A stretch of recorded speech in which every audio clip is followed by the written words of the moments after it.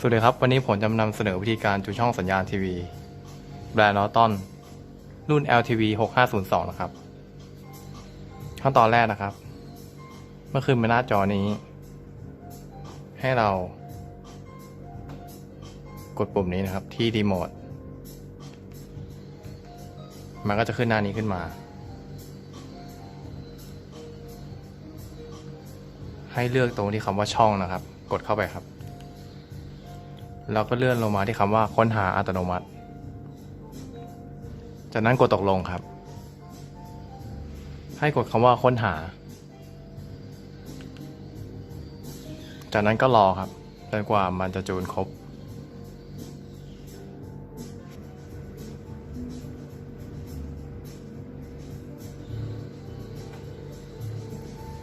เมื่อจูนครบแล้วมันก็จะขึ้นแบบนี้นะครับ